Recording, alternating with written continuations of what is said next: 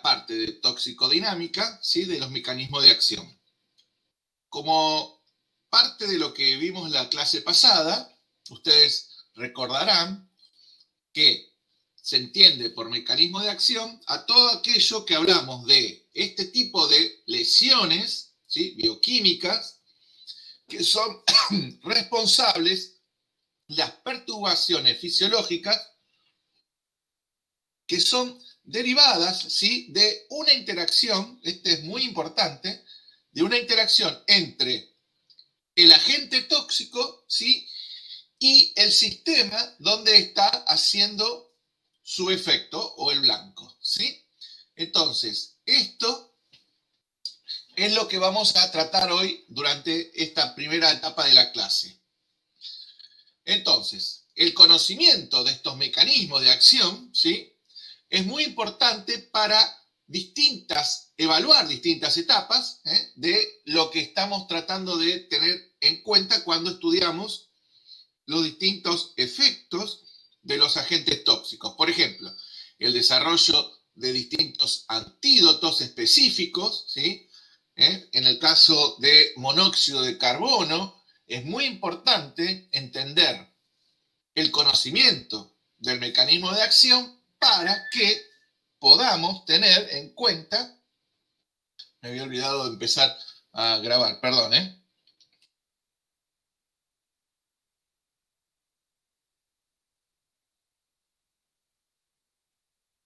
Hola Dani, bueno,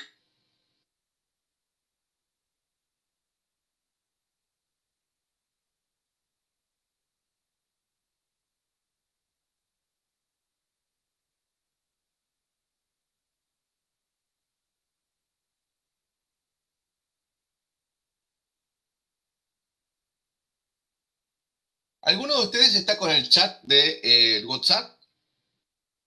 Si está alguno, por favor, ¿me podría mandar un WhatsApp?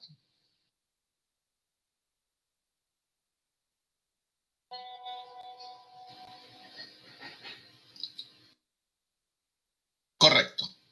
Gracias.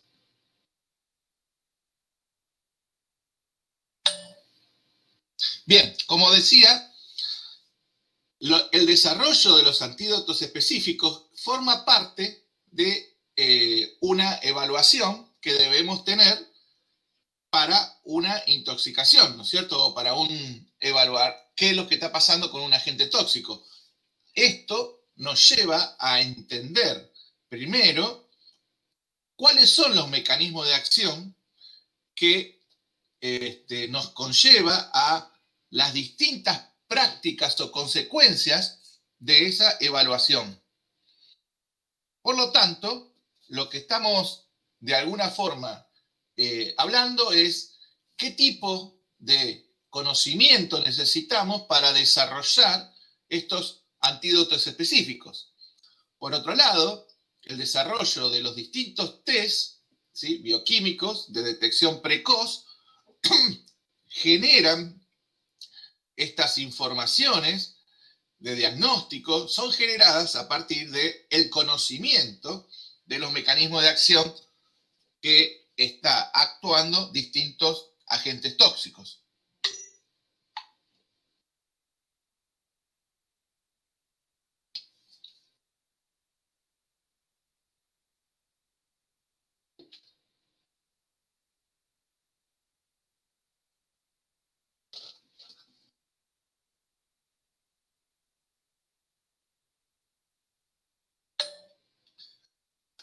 Obviamente que el conocimiento, ¿sí? De los mecanismos de acción de los distintos agentes también tiene una gran importancia de entender cuáles son aquellos rutas metabólicas que van a ser importantes en entender cuáles son los mecanismos de acción que están conllevando a ese agente tóxico. Por ejemplo, también podemos hablar de las enzimas, ¿sí? Que indican la presencia de lesión hepatocelular, ¿sí? Este es otro clásico de aquellos mecanismos de acción, por ejemplo, las aminotransferasas y las transaminasas, ustedes las conocen muy bien, saben que estos son indicadores, ¿sí?, de ciertas alteraciones hepáticas que podrían llegar a ser a consecuencia de algún tipo de lesión. Otra parte importante es cuáles son razonablemente las sintomatologías que generó a partir del conocimiento del mecanismo de acción, que va a ser importante para generar el tratamiento que debemos seguir en una evaluación, en un momento de una intoxicación.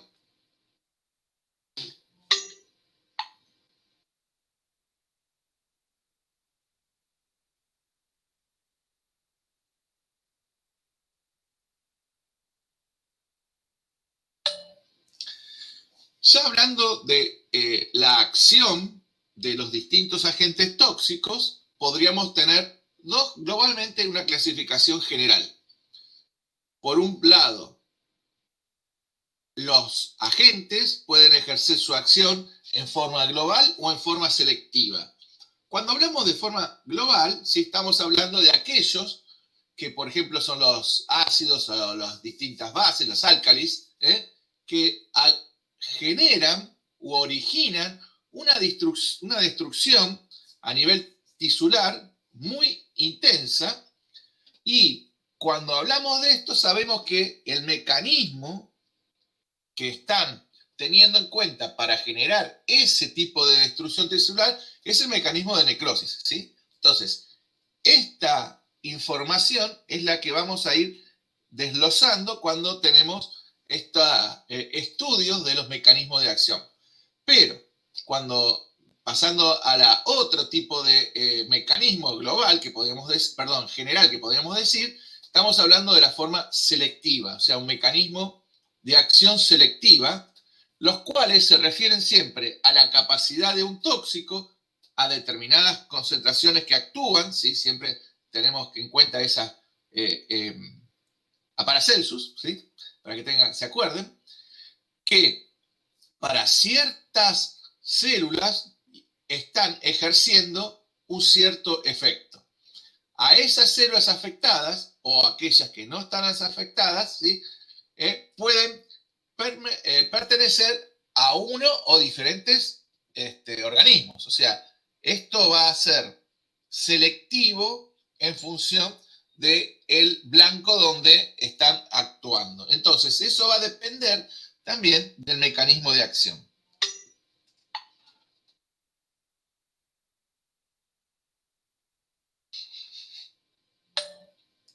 ¿De qué se trata este mecanismo de acción selectiva? En esencia, existen dos tipos de mecanismos responsables de este tipo de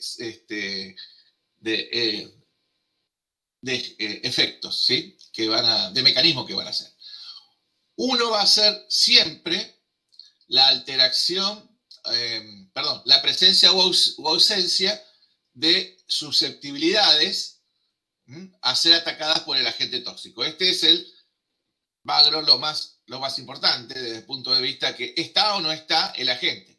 La otra es la alteración de la concentración efectiva del tóxico en ese lugar que va a generar o va a hacer efecto selectivamente ese agente.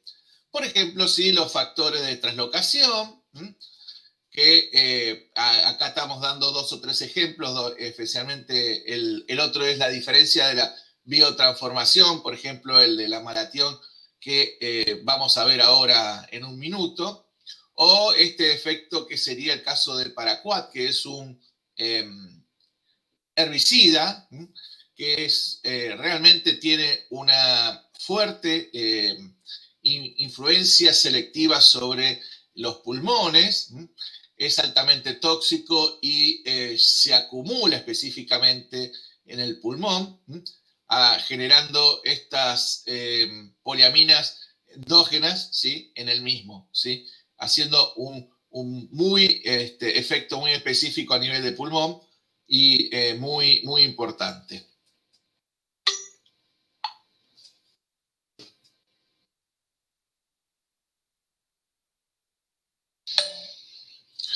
caso de las diferencias en las biotransformaciones, por ejemplo, en este caso de la toxicidad selectiva, está muy claro y descrito hace muchísimos años ya el caso de la toxicidad del malatión en distintos insectos que puede generar y genera, perdón, una gran diferencia entre lo que genera el efecto en mamíferos o en insectos.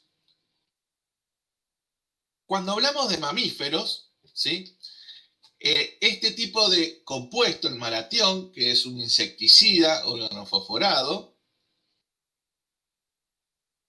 tiene la capacidad de ser inactivado rápidamente, reduciéndose así su toxicidad, y por lo tanto, si yo reduzco su toxicidad, podría ser que genere una conversión, ¿sí?, a un metabolito de menor toxicidad, pero eso es lo normal que podríamos tener.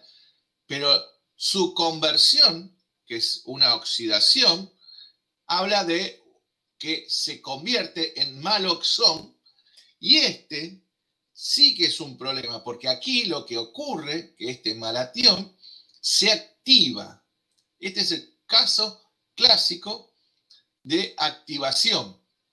Este metabolito, ¿sí?, que es cuando se activa desde malatión a malaoxón, ¿sí?, es activo, muy activo, y su blanco específico es la enzima acetilcolinesterasa, la cual la inhibe, ¿sí?, y genera un efecto. Ahora, este efecto es hidrolizable, ¿sí?, a productos inactivos por la acetilcolinesterasa. Y ahí hay un juego entre lo que hay diferencia entre mamíferos y los insectos en ese equilibrio de detoxificación de esa hidrólisis. Ahí es cuando hay una diferencia entre mamíferos e insectos. Los insectos no hidrolizan tan fácilmente a este malatión en su conversión a parte del oxidado, que es más estable y tóxico para el insecto en sí.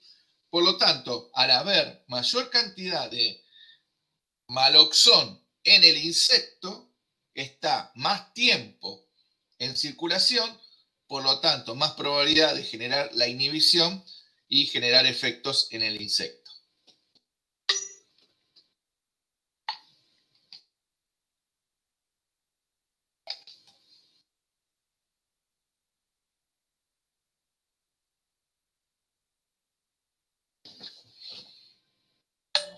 En este cuadro de la biotransformación del malatión podemos ver claramente, este es un cuadro minimizado, pero acá es un muy buen ejemplo para que ustedes entiendan qué es lo que está sucediendo. Fíjense, por un lado tenemos el malatión, que es inactivo. Fíjense, vayan entendiendo para ver la parte química de esto, así lo van recordando. Estamos viendo el grupo fosfato, fíjense que tiene un grupo de doble ligadura con un azufre, ¿sí? Ese es el malactión que tiene el grupo tión, ¿sí? ¿Me entienden? Este compuesto, que es el malatión completo, tiene en insectos, que es una rápida, y en mamíferos, una rápida oxidación al maloxón.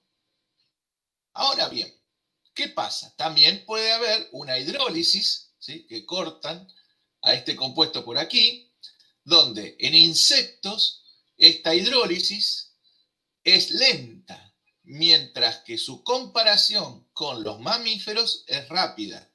¿Esto qué creen que es lo que sucede? ¿Qué es lo que está pasando ahí? Mirando solamente estas dos reacciones desde este punto de vista. Y si lo hidroliza, entonces deja de producir el efecto, digamos, lo anula. Claro, acuérdense que estas reacciones todas ocurren a la vez. ¿Qué es lo que estamos viendo acá? Respecto de lo que podemos comparar entre insectos y mamíferos? Que los insectos van a tender a oxidarlo más que los mamíferos, ¿no? No, Eh, no, fíjate que el mamífero es es tanto rápido.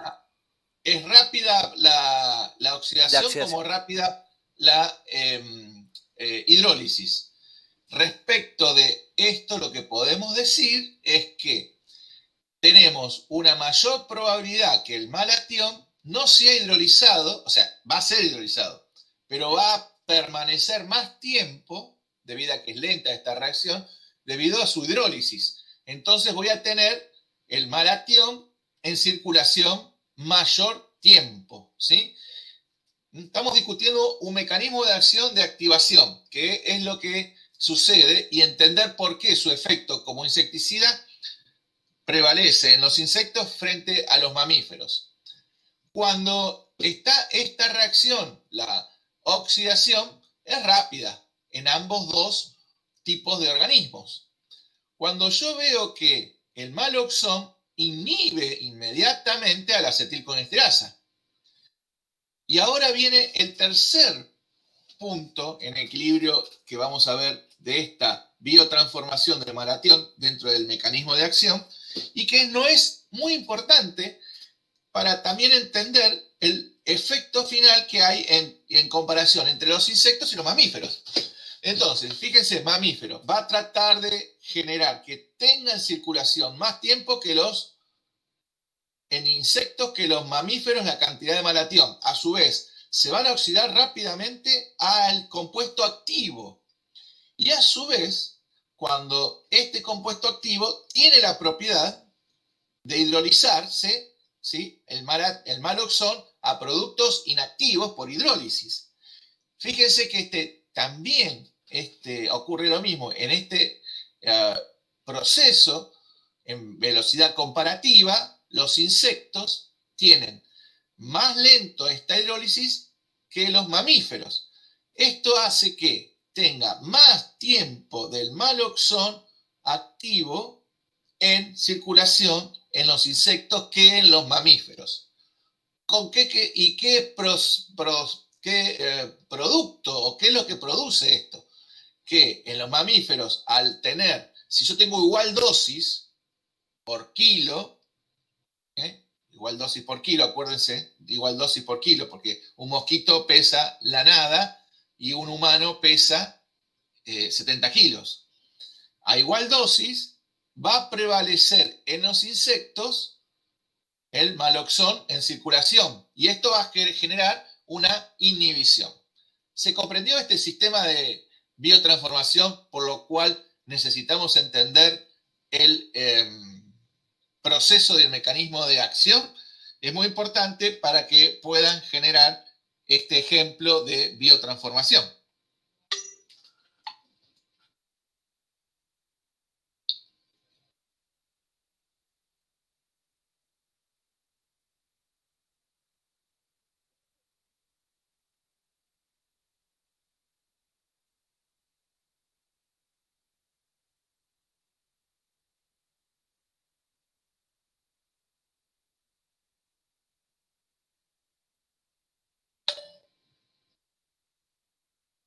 Bueno, ya en esencia vamos a ver que existen siempre alteraciones más o menos profundas del metabolismo celular, ¿sí? Como dice esta slide.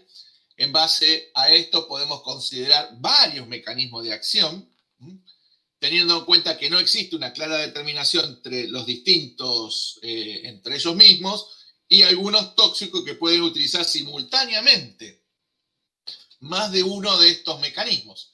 Entonces podemos considerar los siguientes mecanismos para tener una clasificación general de los mecanismos, ¿sí? Fíjense, por distintas situaciones. Por lo de los mecanismos podemos clasificarlos en la alteración de la composición o fluidez de la membrana. Esto es muy importante. Ahora vamos a ver uno por uno, que vamos a ver también sobre la generación de hipoxias, cuáles son esos mecanismos que prevalecen, aquellos agentes que prevalecen en este mecanismo de acción, alteración del nivel de los metabolitos, ¿sí?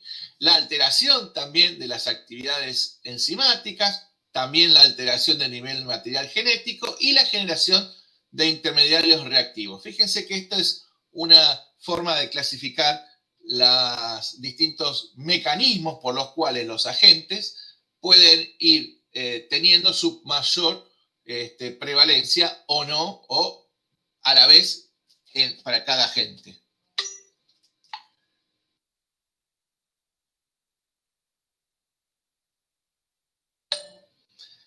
Cuando hablamos de alteración de la composición de la fluidez de las membranas, esto es claro, o sea, es como que tengamos un solvente en la membrana. ¿Qué pasa si yo me acerco con distintas moléculas que son disolventes orgánicos a una membrana? ¿Qué es lo que va a suceder? Va a haber un ataque, ¿sí?, directamente de este agente hacia la estructura de esa membrana, generando, por ejemplo, el etanol, ¿sí?, generando alteraciones directas en esa membrana hasta efectos de destruirla totalmente o alteraciones de sus capacidades, ¿sí?, de capacidades que tiene en respecto a la estructura y función de esa membrana. Otro ejemplo claro son los estrógenos, que van a ir cambiando el tema de los dobles enlaces, la generación de esa bicapa, que va a ser la rigidez de esa bicapa, ¿sí? ¿Se acuerdan de ese tema? O el ataque a la membrana lisosomal, ¿sí?, de los distintos agentes. Esto va a ser, las alteraciones son muy importantes desde ese punto de vista, que pueden ser, por ejemplo, el caso de la fluidez, ¿sí?, se traduce en la dificultad o la alteración de la transmisión. Esto estamos hablando algunos ejemplos. El caso del DDT, que es un insecticida organoclorado, ya vamos a verlo más adelante cuando veamos pesticidas, pero que entiendan que afecta a la zona lipídica de la membrana, lo que provoca que el estado de hiperexcitabilidad, ¿sí?, al favorecer la entrada de sodio. Este efecto que está generando el DDT a partir del estudio de los mecanismos de acción, ¿sí?, estamos viendo que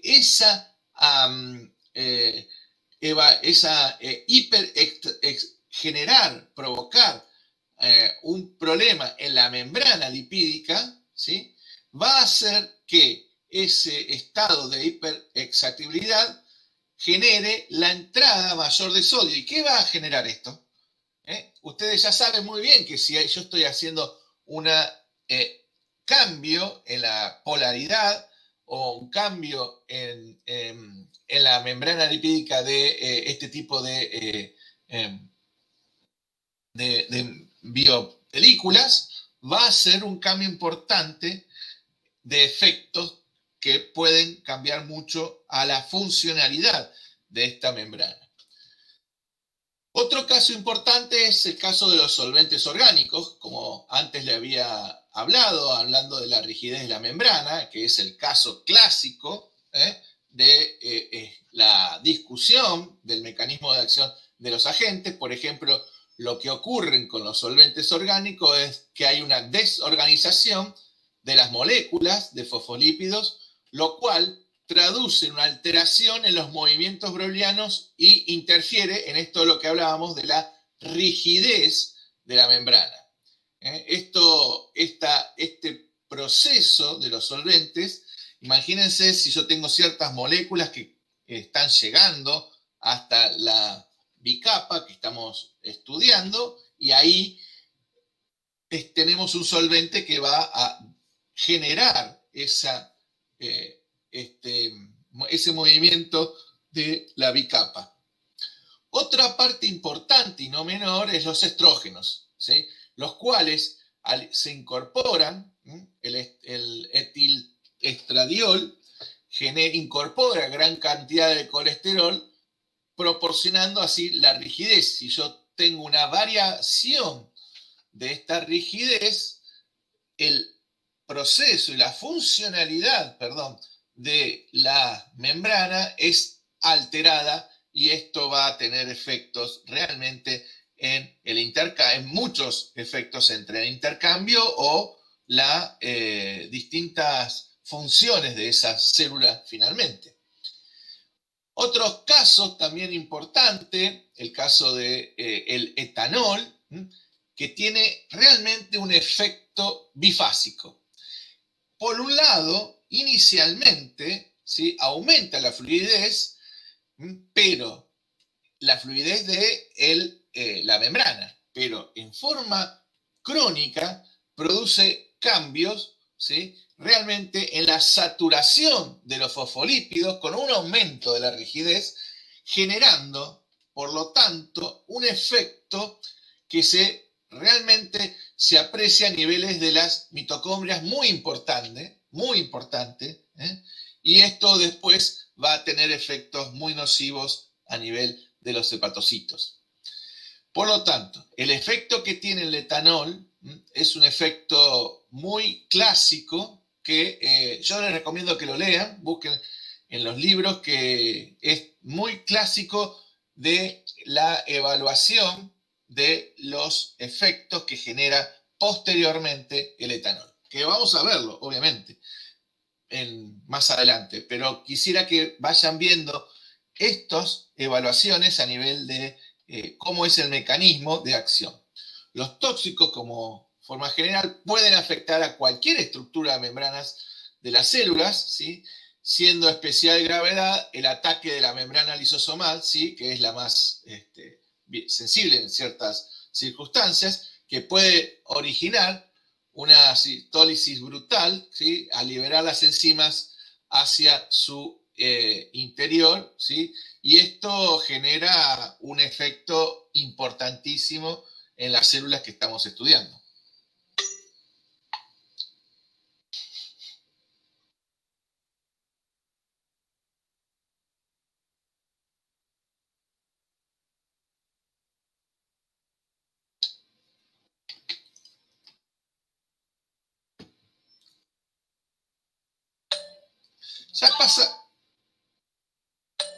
Ya pasando al segundo punto de la generación de mecanismos que pueden generar en esta etapa que estamos estudiando, muy importante la generación de hipoxia, ¿sí? Esto, ¿a qué les hace acordar? ¿Qué es, en dónde podemos tener hipoxias y cuáles son los agentes que le pueden generar hipoxia? ¿Se acuerdan? O díganme en general, ¿no? Se me, Alguno que esté... se me ocurre así como el monóxido de carbono. Exactamente. Muy bien. Entonces, los tóxicos incluidos sí pueden ser generar por distintos mecanismos, ya sea físicos o bioquímicos. Entonces, por un lado tenemos las asfixias físicas, después tenemos las asfixias bioquímicas y aquellas que son sutiles. Las asfixias físicas son los tóxicos oxiprivos, ¿sí? Ahora vamos a ver de qué se trata cada una de estas. Las bioquímicas es la asfixia que va directamente, el mecanismo está hablando de que hay alguna alteración en el transporte de oxígeno, por lo tanto lleva a una disminución de la respiración celular. Y las asfixias sutiles es una hipoxia relativa. Ahora vamos a ver más o menos una y otra. Las físicas, ¿sí?, estas que son provocadas por el desplazamiento del oxígeno del ambiente, generalmente son gases que no tienen algún tipo de reacción entre sí y con algún tejido. Generalmente estamos hablando de estos gases, ¿sí?, que lo que hacen es desplazar a la concentración de oxígeno necesaria para que nosotros podamos respirar, ¿sí? Tenemos una concentración que necesitamos, que en nuestra respiración, en el aire, necesitamos tener una concentración específica o un rango de concentración específica de oxígeno. Si yo desplazo por estos tóxicos oxiprivos, voy a generar esa diferencia de concentración. Y ese sería esta primera clasificación de la generación de hipoxia. Si yo retiro, por ejemplo, siempre les digo claramente el ejemplo en gases. Supongamos que estamos en el aula, acuérdense del aula que hace rato que no vamos a ir a la facultad, y estamos encerrados, herméticos, y empiezo a abrir un tanque que tenga anhídrido carbónico o propano. Propano es el gas que se saca de petróleo, que tiene cierta propiedad de comburente, ¿no? ¿Sí? Pero vamos a suponer que tenemos anhídrico, que no tiene una reacción realmente con nosotros, o el butano, o el nitrógeno. Yo empiezo a largar esta cantidad dentro de nuestra aula y todos nosotros estamos respirando. ¿Qué es lo que va a suceder? Vamos a tener una asfixia física, porque lo que va a haber es un desplazamiento de concentración y esto genera a que no tengamos esa concentración necesaria de oxígeno entre nosotros. ¿Sí? Bien. ¿Qué pasa ahora con las asfixias bioquímicas? Esto sí tiene ya dos afectaciones o clasificaciones entre sí. Corresponden, como de entrada, ¿no?, a la interrupción de los procesos de oxidativos celulares y a su vez, ¿sí?, podemos considerar estas dos modalidades. Una es la inhibición de los procesos enzimáticos implicados en la respiración tisular y la otra es la interferencia en el transporte de oxígeno hacia las células, ¿sí? El caso de las interferencias del transporte es el caso clásico, ¿sí?, de aquellos tóxicos metaheglobizantes y el monóxido de carbono. Esos son los clásicos puntos que ya vamos a ver después cuando veamos gases, este tipo de mecanismos. Pero que tengan en cuenta que esta asfixia bioquímica clásicamente está dada en el monóxido de carbono. Las inhibiciones de procesos enzimáticos, ya hablando de la respiración tisular, también tiene, por ejemplo, como ejemplo, al monóxido, pero también al cianhídrico y hay otros gases.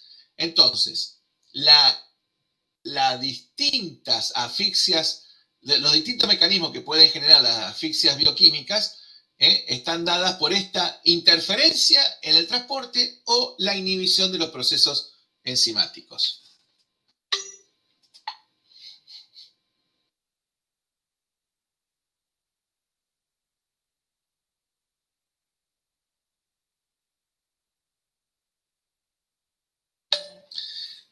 Ya hablando de las asfixias sutiles, ¿sí?, está hablando de aquellas que podríamos decir que pueden causar un daño celular, ¿sí?, o al menos, ¿sí?, coadyuvar a su respiración. Estos están claros en estos dos ejemplos muy importantes de la toxicología, que podríamos decir que estas asfixias sutiles, en el caso del ejemplo del tetracloruro de carbono y del etanol, han sido muy estudiadas, existe mucha bibliografía al respecto. Traten de buscarla como les decía, esto está la mayoría en el Casaret, si ustedes lo pueden ver.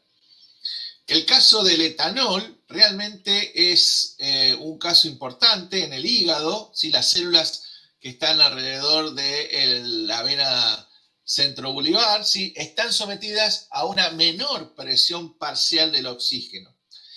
Esto es muy importante en el mecanismo de acción, por lo tanto, en aquellos pacientes o aquellas personas que tienen una alta exposición y crónica exposición a el alcohol, ¿sí?, existe en estos casos, un aumento del metabolismo hepático a nivel de este tipo de centros, lo cual va a originar una necrobiosis y posterior, primero una necrobiosis y posterior una fibrosis celular. Este mecanismo que ocurre en los hepatocitos es muy importante, como les acabo de comentar, en los alcohólicos crónicos. Mientras que dentro de estas asfixias sutiles, tenemos también el caso, como les comenté antes, del tetracloruro de carbono, que origina un edema en los hepatocitos, los cuales van a comprimir, ¿sí?, a los hepatocitos sinusoides, provocando así una isquemia. Y esto es una forma, un mecanismo de acción clásico de varios otros agentes tóxicos, pero el más estudiado y que fue muy discutido fue el de tetracloruro de carbono. Por eso, si alguno de ustedes trabajó o trabaja en laboratorio, ya saben que el tetracloruro de carbono ha sido casi desplazado de sus usos debido a su toxicidad.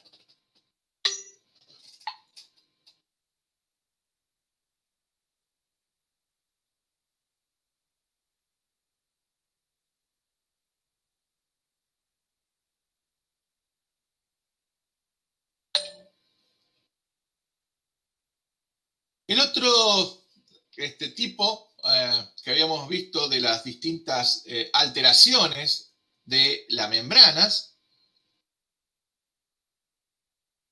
habíamos hablado de las alteraciones a nivel de metabolitos, ¿sí? Como pueden ver, estos se incluyen en el mecanismo de aquellos tóxicos que interfieren en el metabolismo intermedio de las células y que pueden ser clasificados también en dos formas, originando una deficiencia de algunos de los metabolitos esenciales para el funcionamiento de la célula. Este es el clásico de química biológica, ¿se acuerdan? El déficit genuino, originando alguna deficiencia que va a ser el déficit celular. Otro de los que podríamos incluir dentro de la alteración de niveles metabólicos es que ciertos metabolitos en una cadena metabólica originando un bloqueo del proceso final que está ocurriendo y lo que llamamos, de química biológica, ¿se acuerdan? Síntesis letal. De alguna forma, uno u otro podría interferir en el mecanismo en el cual el proceso final de acción de estos agentes, de los distintos agentes. Algunos ejemplos de esto, estamos hablando como de la etionina, o el etanol también, fíjense, o el fluoracilo. En el caso de la etionina, que es un análogo del aminoácido metionina, que genera una deficiencia en el ATP hepático y, por lo tanto, esta deficiencia, al ser un análogo, genera esa deficiencia, un déficit genuino en el sistema hepático, ¿sí? de donde están los hepatocitos, que está generando este tipo de acción. Algo similar de los mecanismos de este grupo, que podríamos decir, es el caso del etanol, donde también genera un déficit genuino que da como consecuencia del metabolismo, origina la deficiencia de NAD. Esto eleva, por lo tanto, el cociente. ¿Se acuerdan que el estado de oxidación entre NAD y NADH habla de ese estado redox que tiene que ver con muchísimos procesos bioquímicos en distintos sectores, en distintos organelas? Por lo general da este desbalance, genera otra vez otro ejemplo de un déficit genuino. Otra parte importante, como ejemplo, pero ya hablando de la síntesis letal, del otro que habíamos hablado, de este tipo de mecanismo, podría ser un bloqueo, por ejemplo, del ciclo de Krebs, el cual podemos claramente verlo con el fluoracetato. Esto son moléculas que van a generar un bloqueo en uno de los ciclos más importantes que tenemos de la síntesis y va a hacer que corte ese bloqueo. Otro caso de síntesis letal es el del fluoracilo. Genera un bloqueo de la enzima aconidasa que no produce el sustrato del fluoracilo. Por lo tanto, estamos hablando de un corte dentro de esta síntesis en las organelas que está este tipo de proceso.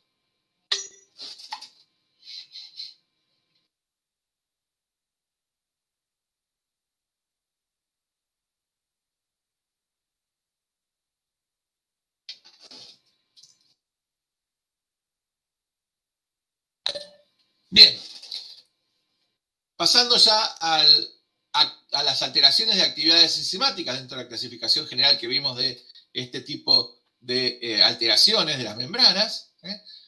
¿Qué pasa? Acá tenemos clásicamente, volviendo casi a química biológica, ¿se acuerdan? La inhibición enzimática, ¿sí? Como una de aquellas alteraciones, o la estimulación, ¿sí? Podemos ver que la inhibición enzimática puede ser directa o indirecta, el caso directa es el caso de los organofosforados o el caso del plomo. Ya vamos a ver dónde, en el caso de plomo, en el caso de los organofosforados, ya vimos recién que es una inhibición enzimática, vimos qué pasa con la alteración del tión, que se inhibe a la enzima acetilcolesterasa. En el caso del plomo es a la D, que ya vamos a ver importante ese tema. Mientras que la inhibición enzimática de arsénico, este caso lo vamos a ver claramente cuando veamos arsénico. Ustedes pueden ir y buscarlo antes para ir entendiendo, pero así no quiero parar mucho en esta etapa.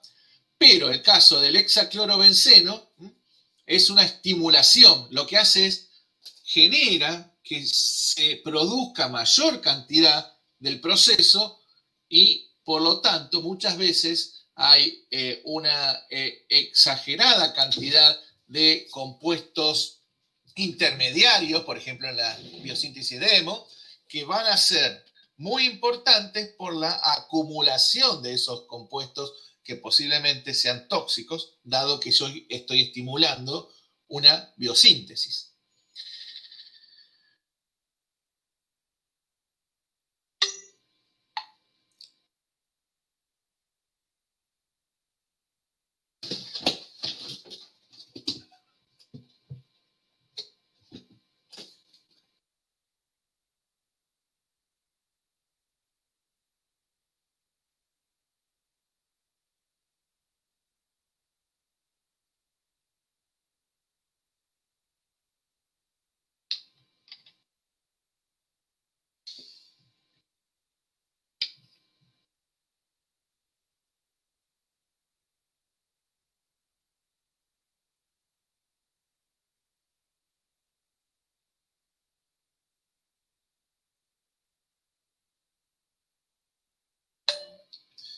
Fíjense que dentro de que estamos estudiando, esta alteración de las actividades enzimáticas debido a las propiedades que pueden ocurrir dentro de los mecanismos, tenemos que acabo de comentarles, el caso del plomo que inhibe la ALA-D deshidratasa, o el caso de los organofosforados que inhibe la acetilcolesterasa. Vamos a ver estas dos posteriormente.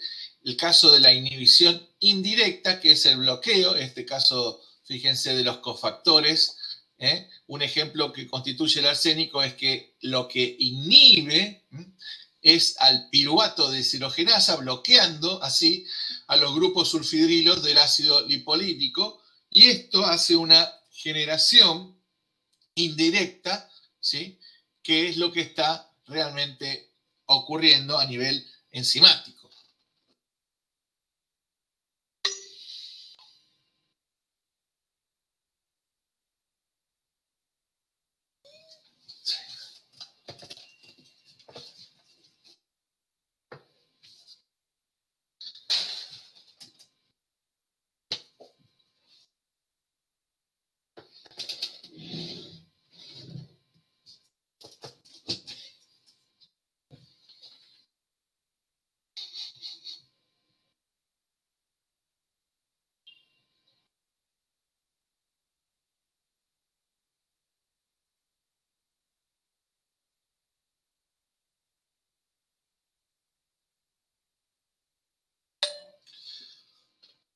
Otro ejemplo importante es el caso de la estimulación enzimática, como les había comentado antes, el caso del insecticida organoclorado, el hexaclorobenceno. Este insecticida ya está prohibido. Es un caso clásico de la estimulación enzimática. Podemos ver claramente cómo el hexaclorobenceno, al generar una activación de la ala-sintetasa, ¿sí?, lo que hace es que genera en la biosíntesis del hemo distintos productos de intoxicación que van a ir acumulándose debido a este aumento de la biosíntesis de productos intermedios, generando la aparición de porfirinas tóxicas que van a generar enfermedades importantes de este tipo de productos. O sea que al generar esta activación a nivel de la sintetasa, nos va a dar una estimulación de la síntesis de los distintos productos intermediarios antes de llegar a hemo, generando esa intoxicación debido a estos tipos de productos.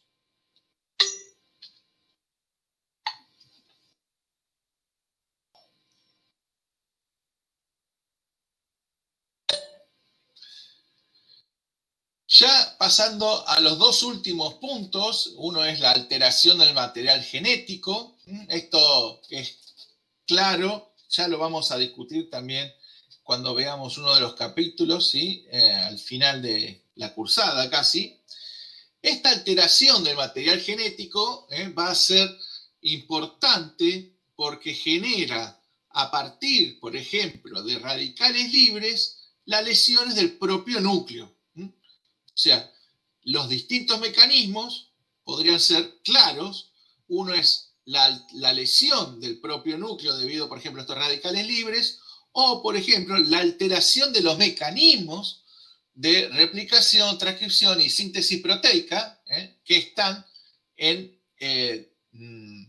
claramente pueden ser afectados por los distintos agentes. Entonces, el mecanismo que produce definitivamente esa alteración, por ejemplo, una alteración del mecanismo de replicación, va a tener una alta importancia cuando tengamos que estudiar estos tipos de agentes, ¿sí? Produce cambios, esencialmente, esto produce cambios en la estructura genética, que conduce obviamente a cambios irreparables, a veces, muchas veces con consecuencias fatales, ¿sí?, para las distintas células en las cuales está ocurriendo esto. Obviamente que estamos hablando de mecanismos de acción que generalmente son los agentes cancerígenos, ¿sí? Como les dije, vamos a ver varios de estos en un capítulo específico, pero tengan en cuenta que este tipo de alteración del material genético en los mecanismos, en la alteración de mecanismos, es muy importante y obviamente muy estudiado por la acción tóxica. Ahora, esto es cuando vean los distintos agentes, ustedes sabrán que existen muchos mecanismos de acción estudiados debido a la que la industria ha tratado de estudiar, pero no todos los mecanismos tóxicos de los 100.000 compuestos químicos han sido estudiados para ver si generan o no este tipo de alteración. Y ese es un punto importante.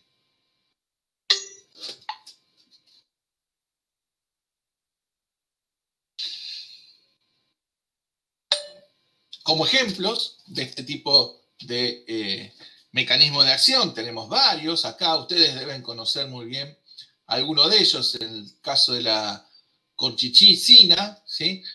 Este es un caso que se utiliza bastante como control a veces positivo en distintos experimentos de evaluación y que inhibe la formación del uso cromático en la mitosis, por lo tanto generando un bloqueo. Este es un caso clásico.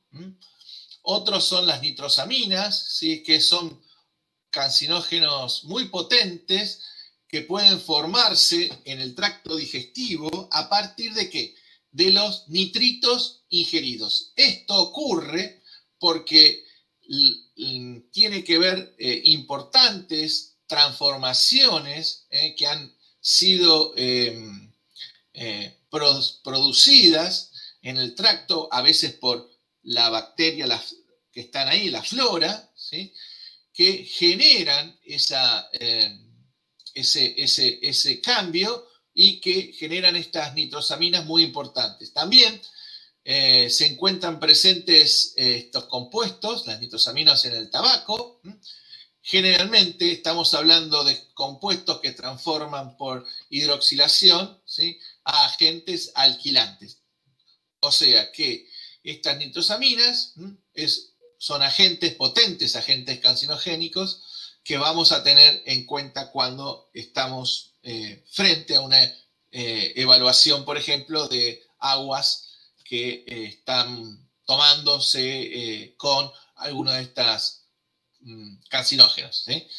Otro punto importante de ejemplos de estos que estamos viendo, de agentes, podría ser la amanitina, ¿sí? Que inhibe a la polimerasa RNA2 con una disminución del RNA y en consecuencia, claramente, hay una alteración de la síntesis proteica.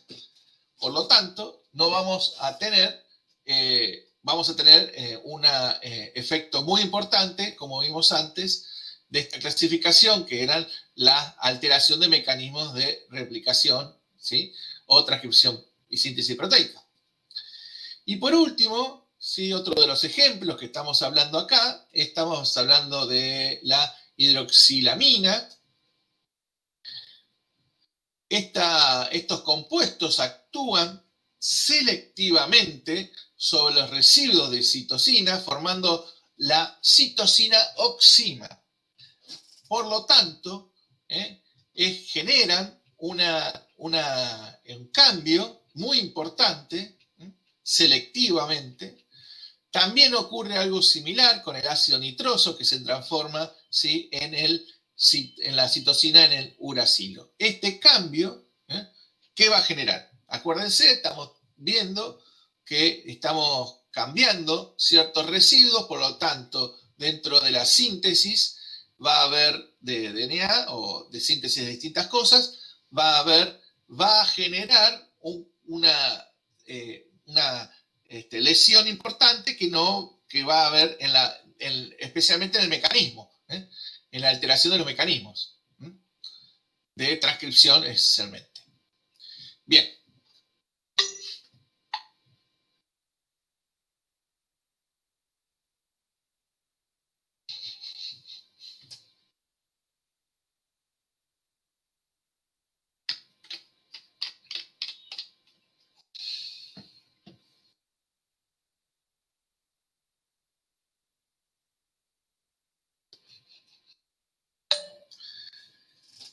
Y el último punto del cual estábamos viendo estos mecanismos que clasificamos inicialmente, hablamos de la generación de intermediarios reactivos. Estos son realmente aquellos intermediarios que en su momento ustedes por ahí lo vieron en químicas básicas. Estamos hablando de los compuestos electrofilos. Estos compuestos realmente generan cambios en la función celular y lesiones tisulares, ¿sí? Estos compuestos,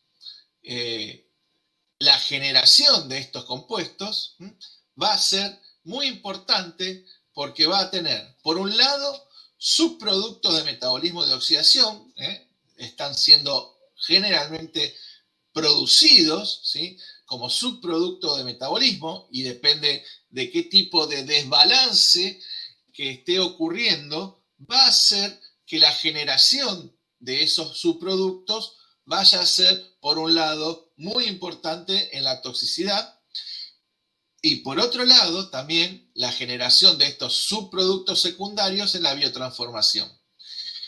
Por lo tanto, vamos a tener dos tipos de generación de estos compuestos reactivos intermediarios. ¿Se acuerdan que había distintas etapas de iniciación, propagación y finalización en las distintas generaciones de estos compuestos? Vamos a tener algunos que son conservativos, ¿sí?, de estos procesos que van ocurriendo normalmente, pero frente a algunos agentes que van a generar alguna afectación de los intermediarios y que son conservativos, van a hacer que se autoperpetúen. Si yo tengo que este proceso naturalmente tiene distintas etapas y mueren, digamos, los compuestos, mueren en el sentido ficticio, lo que está haciendo se están degradando por distintas reacciones bioquímicas. Si yo sé que ese proceso, en vez de morir en un cierto tiempo, es conservativo, se autoperpetúa, va a generar que vaya a haber más concentración y más tiempo de esos compuestos electrofílicos, generando, por ejemplo, muerte celular. Otra de las etapas, esta que le estoy comentando, es el propagativo. Entonces, si yo tengo más en esa etapa de la biotransformación de esos subproductos, va a generar que se amplíe más ese tiempo y otra vez generar la muerte celular. Más o menos es lo que está escrito aquí en este slide, que es el siguiente, ¿sí? Uno de los posibles resultados, como dice acá bien, es de interacción con un agente químico del sistema biológico, es la metabolización de estos compuestos en un compuesto intermediario químicamente que es muy reactivo, ¿sí? Esta evaluación de que uno está haciendo dentro de los mecanismos, el producto que está ocurriendo, es el proceso y los productos que van ocurriendo en sí mismos, ¿sí?, puede generar estos productos secundarios que tienen distintas etapas y son a veces transientes y otras veces tienen una muy pequeña vida, y esa diferencia en esos tiempos va a hacer que puede conducir a cambios en la función celular y definitivamente en las lesiones que va a generar este tipo de agentes. En esencia, la toxicidad de estos compuestos, ¿sí?, se basa casi en todos estos compuestos electrofílicos, ¿sí? Estos compuestos realmente tienen unas ricas zonas que tienen electrones en sí, en ellos, y por lo tanto son muy reactivos desde el punto de vista químico. La mayoría de estos reactivos, ¿sí?, intermediarios muy reactivos, son radicales libres, que cuando un radical libre está en cualquier molécula, tiene generalmente un átomo impar de electrones en la órbita externa. Esto es para que recuerden de qué se trata. Tenemos que tener en cuenta este tipo de reactivos intermediarios, que van a ser muy, muy importantes la vida de ellos y el tiempo que va a estar en la vida en la célula, o cómo interactúen con distintas etapas donde estamos viendo que van a generar efectos.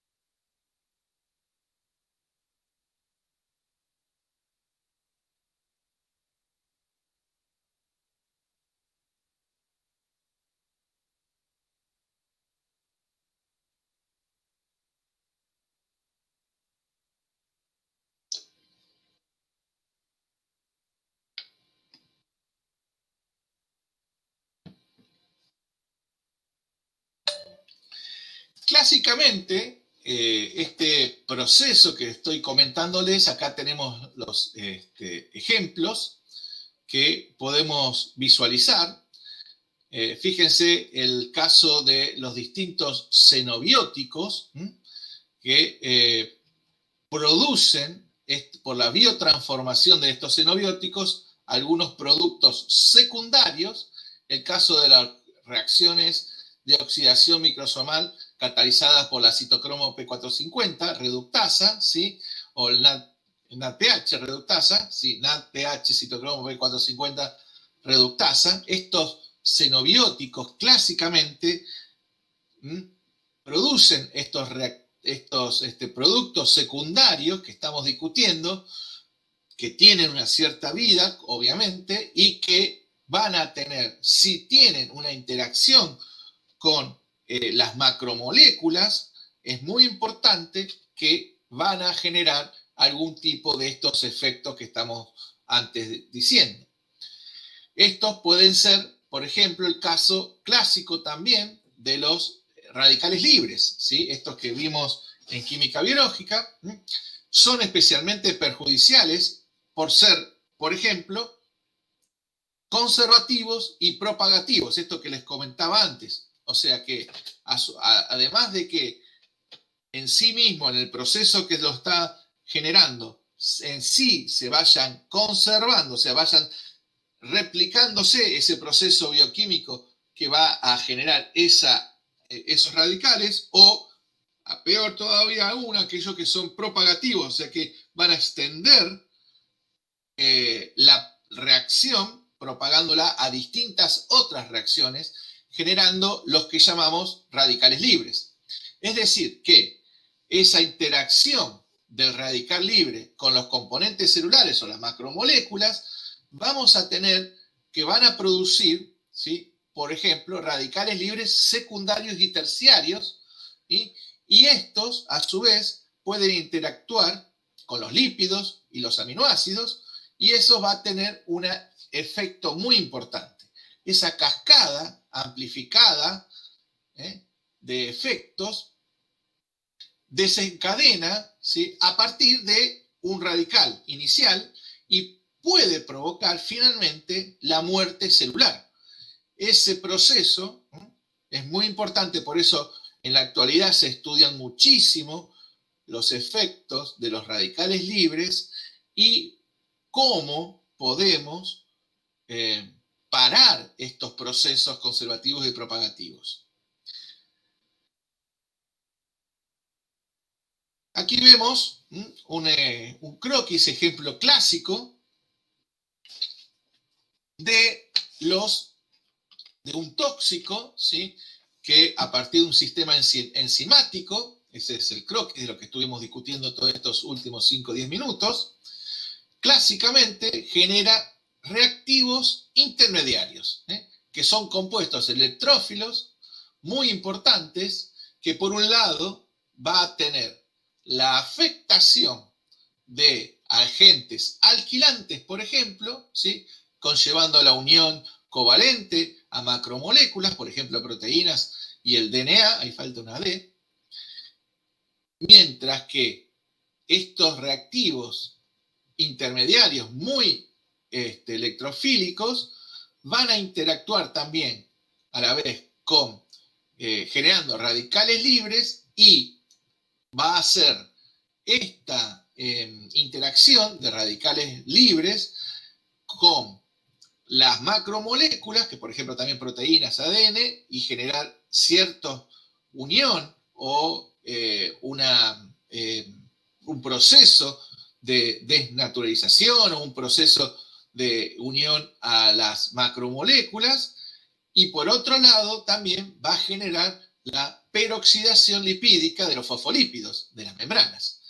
Estos dos efectos tienen distintas afectaciones a los distintos niveles de las funciones de las distintas células.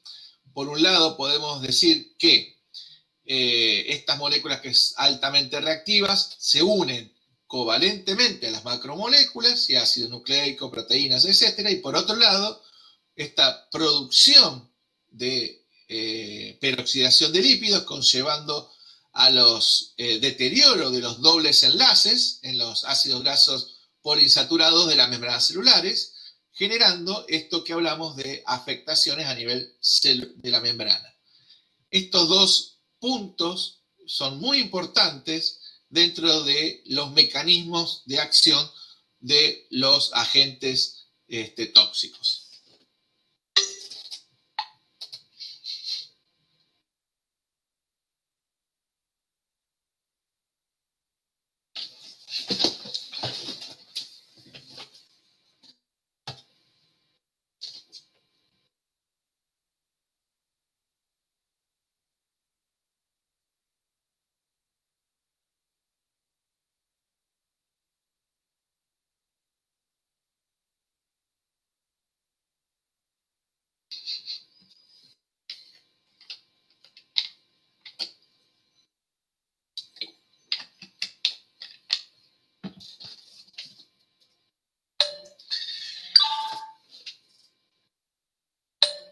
Es muy clásico esto que vamos a discutir ahora, ¿sí? Desde el punto de vista de recordar de química biológica estas interacciones, siguiendo con el mismo último punto que estamos hablando de estos mecanismos de alteración debido a estos compuestos muy reactivos, electrofílicos.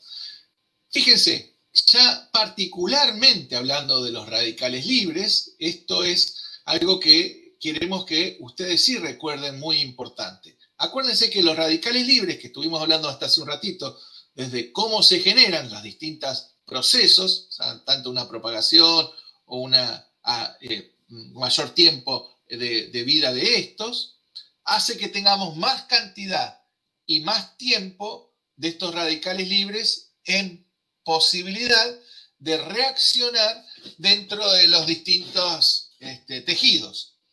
Por un lado, esos radicales, ¿sí?, van a tener una interacción con distintas cosas. Por un lado, fíjense, tenemos la interacción con las macromoléculas generando el scavenging, o sea, aquello que va a ir disminuyendo la cantidad de estos radicales, pero generando los efectos.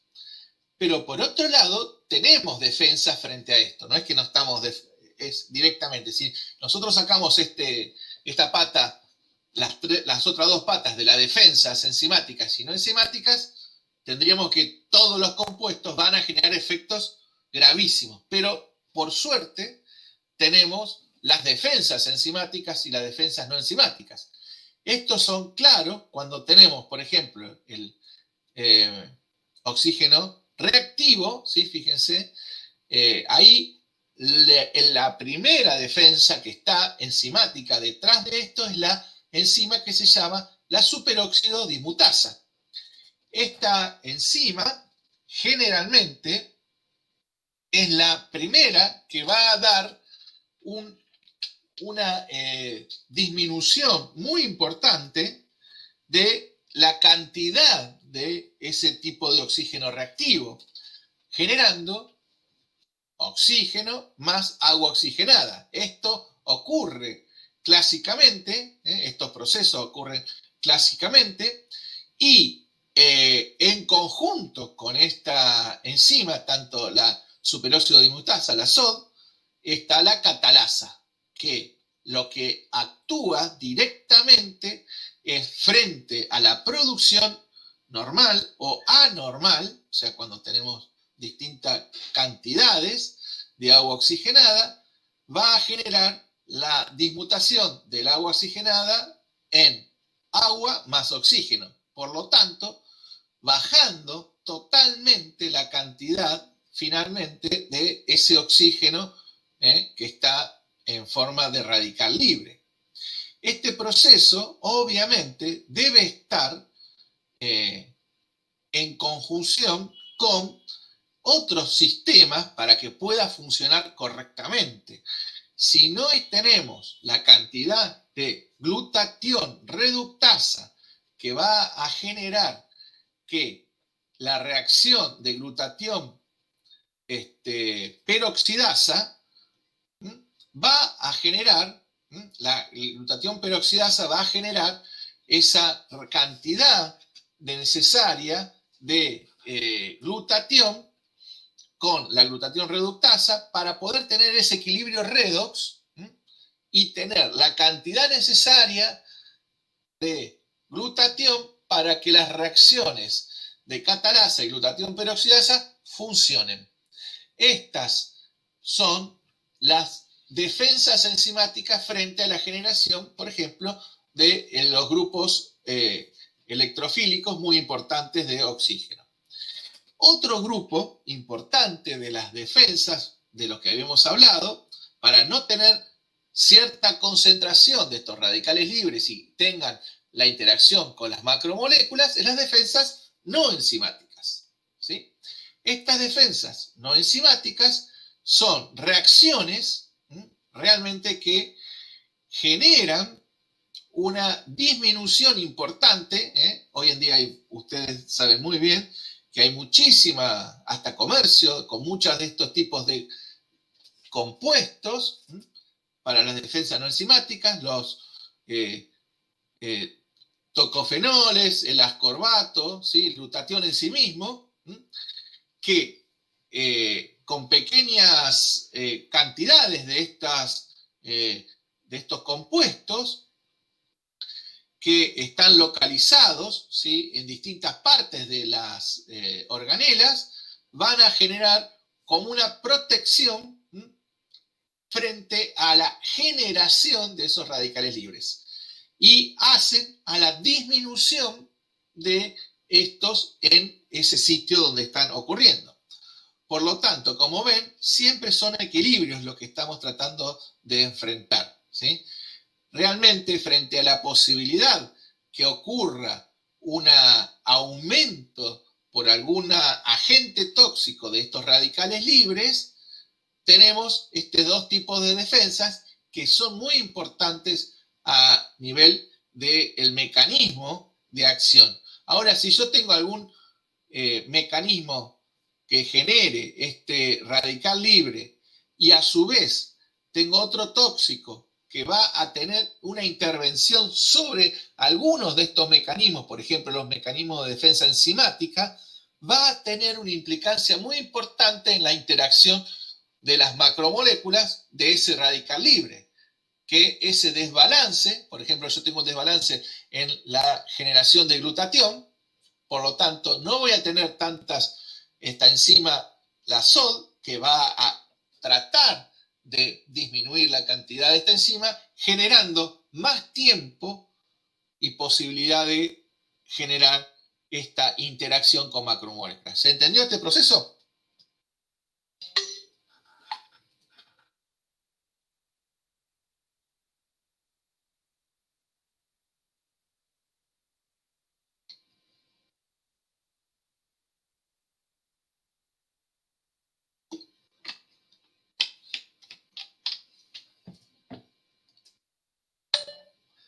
Por último, ¿sí?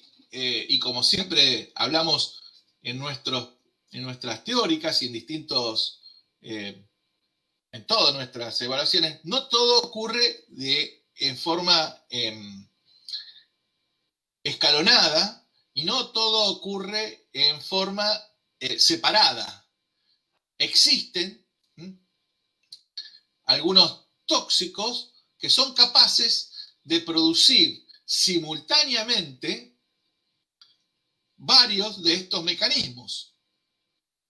Por ejemplo, el caso clásico de aquellos que estuvimos viendo, el caso del etanol y el tetralguro de carbono, que producen mecanismos mixtos. Estos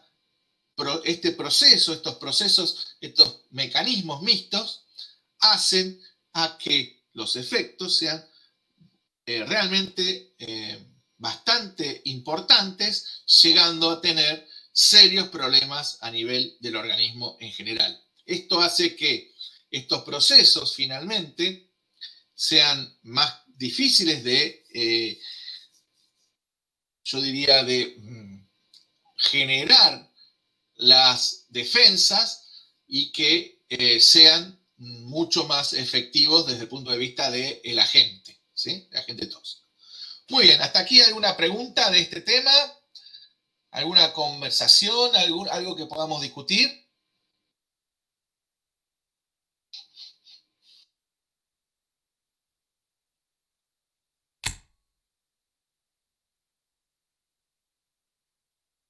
¿Están ahí todavía?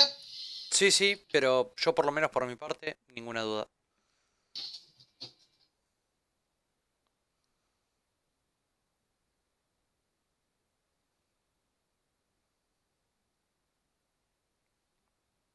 Qué aburrido que me hacen ustedes. Nadie me pregunta nada. No quieren opinar. Qué cosa. Ya para colmo no los veo la cara. Eso es peor todavía. No es que los quiero que ver ahora, porque si no se nos cae el sistema. Pero, ¿qué me pueden dar algún ejemplo? Vieron que estamos hablando de los mecanismos, ¿no?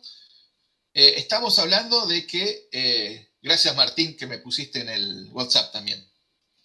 Eh, ¿Qué me pueden decir desde su punto de vista como farmacéuticos o futuros farmacéuticos? ¿Qué es lo que ven de distinto desde el punto de vista de la farmacocinética o farmacodinamia que estamos viendo en esta última etapa? Yo creo que esto es lo que quiero que se lleven hoy desde el punto de vista de su cambio en la mentalidad de estas dos etapas que vimos recientemente. Por un lado, vieron cuáles son la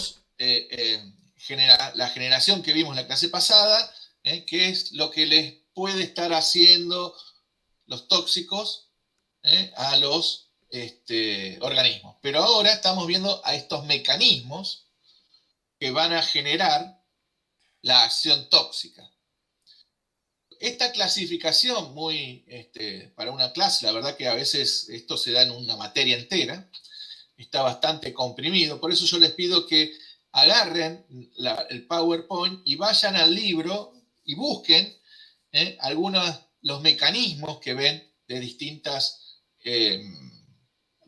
agentes.